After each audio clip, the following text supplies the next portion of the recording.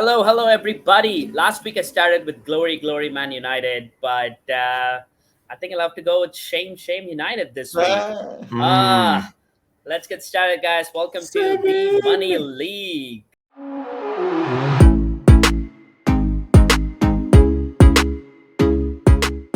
If you guys didn't know, I'm at Old Trafford right now. Just kidding.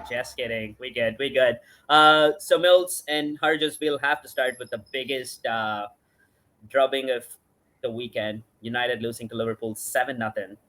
I don't know. It's super embarrassing. I don't know what else to take. I know like United came back and just smothered Real Betis like 4-1 yesterday, but sorry, today. But it was just fascinating. Any takeaways, like any injury updates for that reason United lost, Mills? Um, not that I can think of. No, it may have dealt with the fact that you guys gave up. Liverpool had three people who scored braces: Gakpo, Darwin Nunez, and Mo Salah, and then Firmino with the quote unquote dagger at the 88th Mm-hmm. minute. So yeah, no real injury updates stuff like that. Yeah. So. Grewal, did you watch the game? What were your thoughts on it? I didn't watch the full thing, but I watched the highlights. Yeah, it was. I couldn't even watch the highlights. Like after three goals, I was like, "This is," or Yeah, I you was just you flying at just that time. look. I know no one does this, but I think you just flush that one down the toilet and just Yeah. keep saying, "Hey, we're having a good season," because they Yep. are, and they've had a Mhm. really good. If you want to say second half, like post World Cup, whatever you want to call it, they've Yep. had a really good second half. Well, Well, and the same. I literally just flushed down the toilet, be like, guys, off day, Yeah. move on, done. Hmm. I think like what to say like good thing we can take away is like we are still 7 points ahead of Liverpool. So kind of irony. They beat us 7 points, 7 goals to nothing, and we are 7 points ahead of them. So So we'll see. We'll see. Well, so we're still sitting at number three. Pretty okay-ish spot. I'm not too worried about it. Hopefully top four finishes on the lines. Talking about the top two, Arsenal kind of snuck in a win against Bournemouth. Like I know a lot of criticism about the refs helping them, but they were down 2-0, 67th minute into it, and they won 3-2. Mills, updates on that? It was it. I was really surprised about how kind of it was like they were playing. They're saying, okay, really Bournemouth. I'm not really say we were not really concerned about them, but then until they got blitzed, and then they just came back and they just rattled off all those goals. I mean, Nelson had one in the 90 plus 70th minute to actually really seal it. Um, no, really, that whole no penalty thing. The VAR said it was no penalty. Hmm. It looked like a penalty to me, but as it turns to Yeah. injuries, no real injuries, but Yeah. like I was just shocked at how kind of casual Arsenal kind of was against Bournemouth, Hmm. and Bournemouth really needed that win because they are now at the True. bottom of the table. Yep. That's true. So I think Har just called it like a couple of weeks back. Arsenal's going to take it to the house. City is kind of 5 points behind, so I think it's going to be a good battle. Like 12 more games left. I don't think it's done yet. I think City is still going to kind of like sitting behind 5 points. Yeah, And talking about City, I don't know. This is we just yeah. waiting to make Yeah, a we'll move. see. We'll see. Well, Harjas, did you see this news? Holland is rumored to go to Real Madrid after the season. They're going to do like a big Galactico move. Did you see that news? And I think it's going to be interesting. City or Real Madrid? I think Real Madrid is more attractive there. They are, but I don't think he's going. I don't think City's selling him unless the price is just astronomical, and I Like don't think that happens. half a No, billion dollars. I think that's like a just absolute BS rumor. I don't think he's going anywhere. Hmm. Yeah. So we kind of touched upon AFC Bournemouth. Guys, this is amazing. So the relegation battle in EPL is top notch. I think it's going to be like a soap opera, kind of like a TV show. It's probably going to that's going to happen. So the difference between the 12th spot, Crystal Palace, and AFC Bournemouth sitting at 20 is 6 points. Anyone Yeah, can get relegated. It is, oh my God, it's going to be like primetime TV, I guess. I think everyone's going to beat each other pretty bad. No other league has this. Like top two battling out there, and three, four, five, six. Anyone can make it to the top four, and then the bottom nine teams. This is amazing. EPL. Let's go, EPL. Mills. Mills, let's start with you. Since we're talking about the relegation battle, like any injuries which we need to keep an eye on, and the teams which might kind of get kicked because of injuries. Now, who we really need to keep your eye on in this relegation battle is Nottingham Forest because they have so many injuries. They actually have 8 people. They have 8 people that are injured. Means a lot of mainly Willie Bolly. He still has the thigh injury that he's dealing with. Dean Hernandez. We still haven't seen Chiku Kuyate. I mean, he's training, but he's still nowhere near it. And then, of course, Julian Biancombe with the knee injury. That's also something to really look at too. And another one to look at is Leeds has been relatively healthy, and like that all American midfield is definitely going to try to push them beyond that, but they're just above the relegation line, so that's something to look at. And also Leicester City, they're also pretty banged up as well too. Tielemans is still out with the ankle sprain. James Justin has the calf strain that he was dealing with, so those are two main ones. Bertrand also has the knee injury that is what limit their attack a little bit as well too. So like those are the two main ones that I'm looking at, and so yeah, those are outside of those two. There's a couple of nicks and bruises. I mean, Everton is still without Dominic Calvert-Lewin, their striker.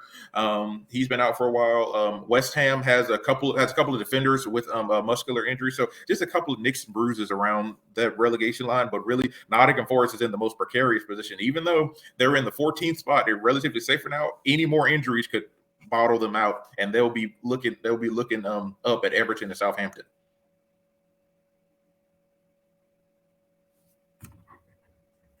It's a lot. Mills. Oh, yeah. Rahul, I can't hear you. Yeah, I can hear you. My bad about that. Go ahead, Graywell. Oh, I was just gonna say, I was like, the big ones are obviously, I think Leicester and Everton are there for a multitude of reasons, but injuries haven't helped them either. Some of the other clubs, obviously, you don't think of as big spenders or bigger clubs, but looking at the positioning of Leicester and Everton, you obviously can chalk a little bit up to injuries for them. But yeah, there's quite the drop off between like Villa in 11th at 34 points and then Palace at 12th at 27, right? Yep. So a lot of games could tip one way or the other. And yeah, it could be a key injury here or there because all these teams do have some world-class footballers that are obviously out there making a big difference for them. And obviously the big European giants, Nottingham Forest, being down there. They have more Champions League than Man City. Yeah, exactly. We touched on that before. That's true. That's true, Well, man. So clearly, oil money can't win. PSG couldn't do anything. Oh my God, 3-0 loss against Bayern Munich. So I think City are on that pedestal too. Oil money coming in. So let's see if they can break the curse this year. They're still favored to win the Champions League. So it's gonna be interesting. So talking about that much harder with Neymar out with the right. He literally tore the lateral ankle ligaments in his right ankle. He's always had ankle problems. Yeah, he's out for the season. He needs surgery to repair it. So it's not good. They're not looking good. Arjus, I know our super awesome doc Atanda made like a video on him saying he's out for 3 to 4 months. With the history of his ankle, both ankles, to be honest. What's his like based on injury? Like, are we going to see the primetime Neymar come back, or what are we looking at out here? I think we do. As much as this is pretty serious, and obviously people are probably concerned, and PSG and Brazilian footballing fans are obviously concerned. I still think we're going to see a pretty good Neymar. Like, I'm not expecting a big drop off for him. I guess the one thing though is obviously like how fit will he be moving forward? Is he going to turn into Kawhi Leonard, where you see him look great, and then sometimes you don't see him for a while? Yeah, right? That's the one thing. Yeah, because I know like a couple of EPL teams are interested in both like Neymar and Mbappe, so I think it's going to be interesting. And if they're going to sign them, it's going to be a huge money deals out here. Because I know Neymar was already rumored to Chelsea, but everyone's rumored to go to Chelsea, right? So everyone's rumored to go to Chelsea. That is super cool. Mills, let's look into some matchups. Did we miss anything? Oh, Chelsea are back on strike. Two wins back to back. I don't think that shows anything. Winning against Dortmund was good, but I don't know. We'll see. I think there's still like long ways to go for Chelsea, and Tottenham is kind of on a losing streak. They beat Chelsea a couple of weeks back. So Chelsea has won 2 games, Tottenham's lost 2 games, and not beating AC Milan for Tottenham is horrible. They didn't score, right? Yeah, they didn't score. It was a 0-0 draw. It was a 0-0 draw. They could barely. It was really boring. It was really boring. I mean, it was very defensive. It was very. They were dangerous for a few moments, but outside of that, it was really just hold on. Like, it's like, did they not know they were down in the aggregate? Yeah, Yeah, I don't know. 180 minutes, no goals. That's pretty sad. Yeah, and all they had to do was just score one goal, and it could have gone to extra time and penalties, especially with the away goal rule going in the past couple of years. So I think it's, I don't know, a lot of turmoil in the locker room too. Richarlison came out and just blasted Conte, saying like the entire season has been a disaster, and I don't think the players like the coach. Look, there's already odds out there. Pochettino is probably going to come back to Tottenham, so Mm. I don't know, but looks like it's going to be a rebuild for Tottenham. Like especially if Harry Kane wants to leave Tottenham and other top players want to leave. Graywell, you've you've been following for a while. So what are your thoughts? I know like they had some injury problems, but is it like a complete teardown for Tottenham out here? I just think you look at your core and they've been in together for a while, and the jokes will never end about no trophies, and that's what you're left with. And as Mm-hmm. much as you might be taking a step back in the immediate future. It might be time to take one step back in order to take some steps future. And you want to recoup money for your assets before their Mm-hmm. liabilities. And I still think you can get a big return on the likes of a Harry Kane. And it might Mm-hmm. be time to just take that money, invest it elsewhere, Yes, start come to again. United. Yeah, Come to whoever, United. whoever. Stratford End is waiting. At Yeah, this end is waiting. because as much as they got a big stadium and as much as they have performed well, their pockets are not as deep. Okay, right? Like we can all acknowledge that, and they have to be a little bit more judicial with their management. So it's just like sell off some assets, recoup some money, develop some younger players, make some smart buys, stay competitive, but at the same time, you flip your culture over and you start again. And it might Mm-hmm. take time, like the way it took for Arsenal, right? They're North London rivals who look great now. But I think that's the window that Tottenham's approaching because they made the Champions League final in 2019. You could argue that was their peak, and then they Yep. sort of had this core for a few years before that. So you've given them like 8 years, I think, 7 years. You Mm-hmm. know, like they sold Gareth Bale in 2013, so you could argue it's Yep. been since then. This sort of group, and I think it's just time to turn it over. They have Yep. not been able to get it done. It would not surprise me as much as I've been so low on Liverpool this year that Yep. Liverpool leapfrogs them for fourth and Tottenham fall out. 100%. Yeah, that's possible. They're like 4 points, 3 or 4 points difference. By the way, did you see Tottenham got in some muddy waters with Beyonce and the breach of contract out there? Yeah. Yeah, I saw something So about. I didn't, you know what? I don't dive into pop culture things, but yeah, I saw it. pop culture, but again, I looked into it because it's Tottenham. Looks like both the management and the team are kind of in muddy waters. So surprise team, both of you guys. Like Brentford. Brentford's a surprise team this year, like year to date. Like they're undefeated with 12 games, 6 wins, 6 draws. Um, they're undefeated, not even the top four, which is surprising. But Brentford, maybe like a top six for Brentford finish, maybe. Yeah. Yeah, possibly, and it has not been an easy road. They had to play Manchester, of course. They played Manchester City, Tottenham Hotspurs, Liverpool, and Arsenal during that time, and Mm-hmm. they have gotten 23 points out of it, scoring 22 goals and only conceding 11. So that's Damn. really so they're really in a good stretch of form right now. And like I have always said, Ivan Toney is one of the most underrated strikers in the EPL. He's a bit undersized. They said, oh, he's not that thing, but his reading of the game is good. He's a good passer from the position. So yeah, he's definitely. He said, so yeah, Yeah. it's definitely a really good show of form for them. I mean, they beat Fulham. I mean, they beat Fulham. They beat Liverpool. They drew Tottenham, and they beat West Ham. And yeah, it's really it's really a big surprise coming out of nowhere. They're like I said, they're like Chicago of being in March. They're like Chicago of Loyola last year in the March Madness, just coming out of nowhere, or Florida Gulf Coast a couple of years ago, just making it all the way to the to the Elite Eight or something. It's crazy.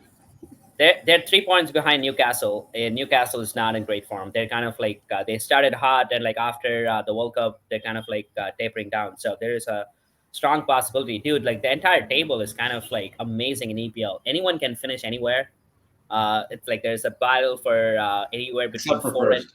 Except for yeah. first, Raul. I told you a long time ago to Except leave for the draft up first. over. I don't know. Over. Arsenal still has to play City. There's one still. They have to still play April City. I think 26th. there's. We wait we slow walking them. We gonna let them do their thing, and then we gonna strike while the iron's hot. And hey, maybe some reinforcements coming for Newcastle because they're about to sign one of the greatest Jamaican prospects ever to come. His name is Dushan. Who? Remember this name, Dushan Whisper Jamaican. Richards. Oh my God. Okay. Deshaun Whisper We Richards, okay. one of the best Mills. striker prospects ever. Okay. Yes, We sign him. cannot talk about players playing in the MLS or any other leagues because MLS, like Austin FC, lost 3-0 to like a no-nothing team last week. So MLS is like, Everton can beat any MLS team 7-0. Okay, so I let's mean, be he, clear. he, does, he doesn't play. He doesn't play in the MLS. He doesn't play in the I know. I'm MLS. just saying, like any Yeah. other league, MLS Yeah. is better amongst like the other leagues, but MLS is nothing. So, okay, sweet. Let's look into some matchups. Dushan Whisper Richards. Remember that name. Okay, Newcastle's new okay. striker.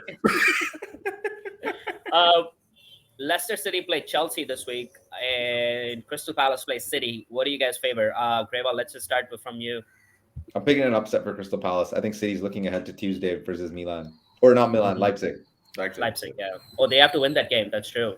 Yeah, we need that one. We need. Anyways, I know they play Saturday. I think they're looking ahead. I think they draw points. Like I would put money on Crystal Palace or win or draw. Okay. Another fun game this week is Fulham play Arsenal. I know Arsenal is rolling, but I think it's going to be a draws on the cards. That's all I can say.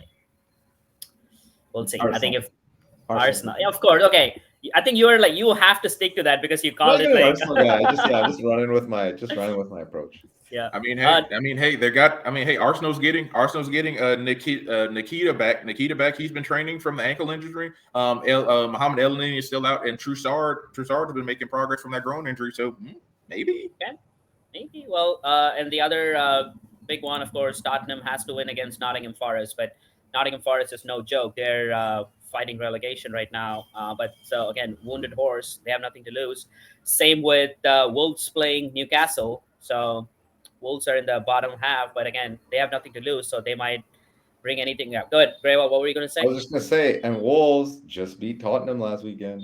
I know. So they're kind of hot, and Newcastle is kind of dipping. And of course, still the oh my god, super awesome Jamaican striker going to Newcastle. They're nothing. So we'll we'll go from there. I'm not big on any of the clubs, honestly, that are like outside the top five. They're like Newcastle's won 10 of 24 matches. They have more draws, right? Than wins. Yeah.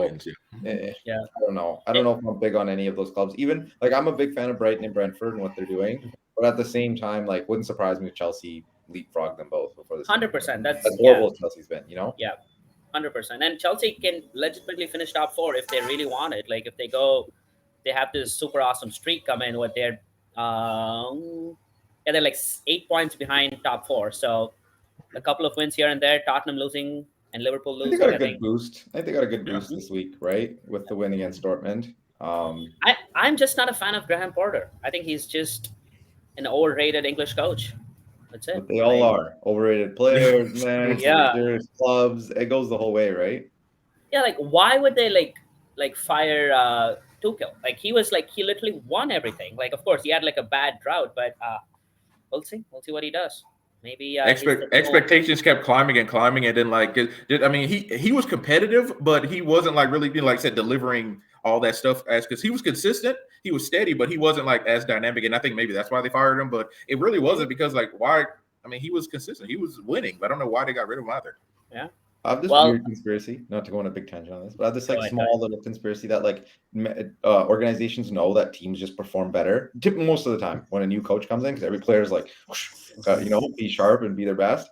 And so I feel like sometimes football clubs are just like, you know what, we're just gonna bring someone else in because it's gonna like just give a little lift to the team, you know? Maybe, yeah. Well, the English coach got fired after Club Brugge lost to Benfica, but again, no one cared. Like they went to the Champions League. That's a win. But again, he's an American coach, so fire everybody, right? We don't know anything about soccer, so we'll go from there. Well, thanks, guys. Again, that's pretty much it for this week. Of course.